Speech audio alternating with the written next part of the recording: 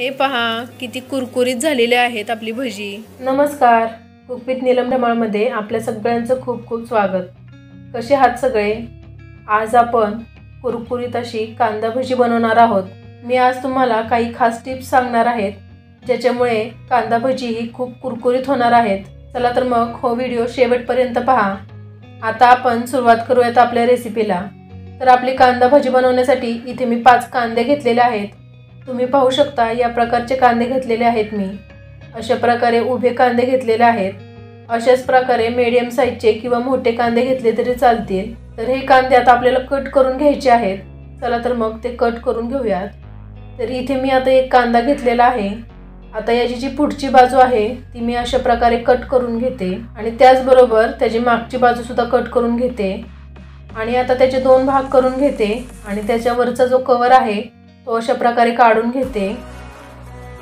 तर हे पहा इथे मी कांद्याचा कव्हर काढून घेतलेला आहे आणि आता तुम्ही पाहू शकता हो जो कांद्याचा भाग आहे ज्याच्यामुळे हो कांदा सगळा जोडला जातो तो भाग आता काढून टाकायचा आहे। हो भाग काढून टाकला की आपण कांदा चिरल्यानंतर तो मोकळा होणार आहे।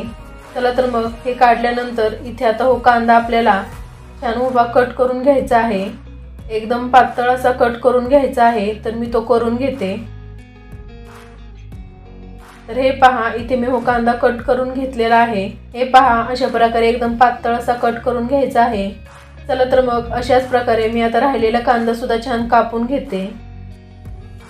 तर हे पहा इथे आता मी सगळे कांदे कट करून घेतलेले आहेत। तुम्ही पाहू शकता अशा प्रकारे पातळ असे कट करून घेतलेले आहेत। चला तर मग मी आता या कांद्यांवरती सगळ्यात अगोदर चवीनुसार मीठ टाकते, पाव चमचा ओवा टाकते, त्याचबरोबर पाव चमचा हळद टाकते आणि आता याच्यामध्ये मी पाऊण चमचा लाल तिखट टाकते। तुम्हाला किती प्रमाणामध्ये तिखट हवं आहे याच्यानुसार तुम्ही इथे तिखट टाकलं तरी चालेल। आता हे व्यवस्थित असं मिक्स करून घ्यायचं आहे। हो जो कांदा आहे तो पूर्णपणे मोकळा झाला पाहिजे आणि हे जे मसाले आहेत ते सगळ्या कांद्याला व्यवस्थित लागले पाहिजेत।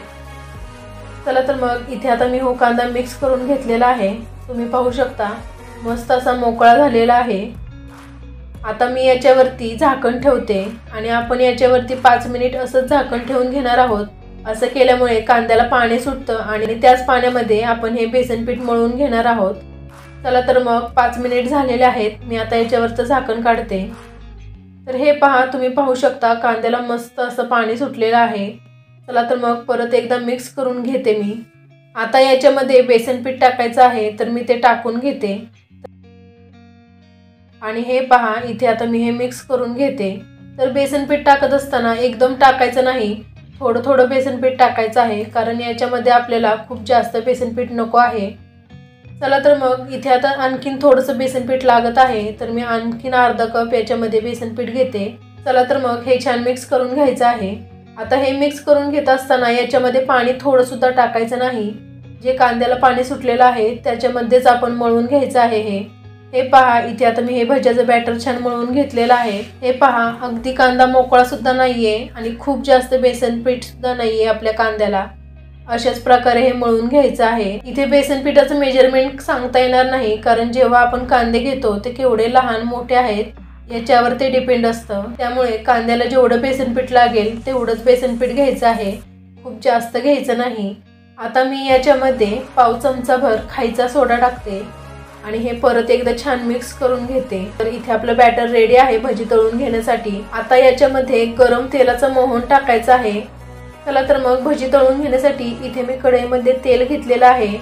तेल आता छान गरम झालेलं आहे। तर आपण पोहे खातो ते 1-2 चमचे तेल मी या चमच्यामध्ये काढून घेते आणि आता हे गरम तेलाचं मोहन मी या भज्याच्या पिठामध्ये टाकते आणि आता परत एकदा छान मिक्स करून घ्यायचं आहे। गरम तेलाचं मोहन टाकल्यामुळे सुद्धा आपली भजी छान कुरकुरीत होणार आहेत, त्यामुळे ती स्टेप खूप इम्पॉर्टंट आहे आपल्या भजी बनवण्यामध्ये। चला तर मग इथे आपलं बॅटर रेडी आहे। आता आपण भजी तळून घेऊयात। हे पहा कढईमधलं तेल तर गरमच आहे। आता आपण त्याच्यामध्ये भजी सोडून घेऊयात। चला तर मग मी ते सोडून घेते। तर भजी बनवत असताना तुम्हाला केवढ्या साईजची भजी हवी आहेत याच्यानुसार पीठ तुम्ही तेलामध्ये टाकायचं आहे।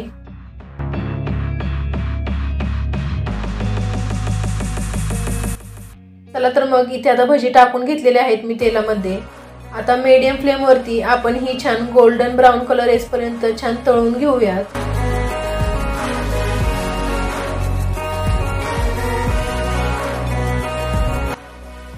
चला तर मग हे पहा, इथे आता आपली भजी ही छान लालसर अशी तळून झालेली आहेत, मस्त अशी लाल झालेली आहेत। आता मी ती काढून घेते आणि या टिश्यू पेपरवरती टाकते।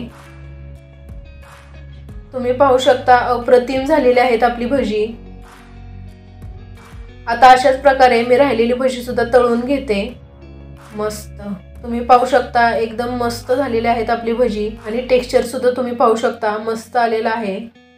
एकदम मस्त अशी भजी झालेली आहेत। चला तर मग भजी आहेत म्हटल्याबरोबर त्याबरोबर खाण्यासाठी मिरची सुद्धा येणारच। आता आपण मिरची तळून घेऊयात।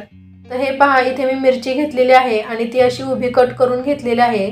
मिरची तळत असताना ही अशा प्रकारेच कट करून घ्यायची आहे, म्हणजे ती तेलामध्ये उडत नाही। आता ही मिरची छान तेलामध्ये तळून घेऊयात।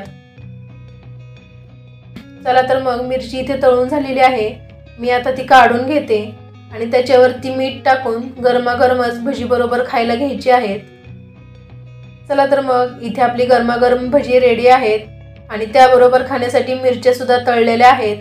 तुम्ही पाहू शकता एकदम मस्त टेक्स्चर आहे, एकदम परफेक्ट आपली अशी कांदा भजी झालेली आहेत। याच भज्याला खेकडा भजी असं सुद्धा म्हटलं जातं।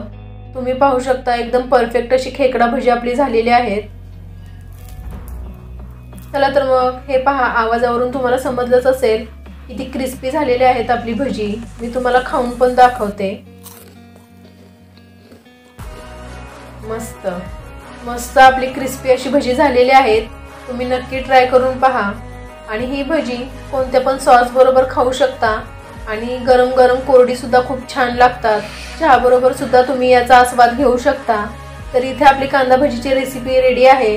तुम्हाला आवडली असेल तर नक्की लाईक करा, शेअर करा आणि तुमच्या प्रतिक्रिया कमेंट्सद्वारे आमच्यापर्यंत पाठवा। तुम्ही जर अजून आपला चॅनल सबस्क्राईब केलं नसेल तर अशा छान छान चमचमीत रेसिपीसाठी आपला कुक विथ नीलम धमाल हा चॅनल नक्की सबस्क्राईब करा।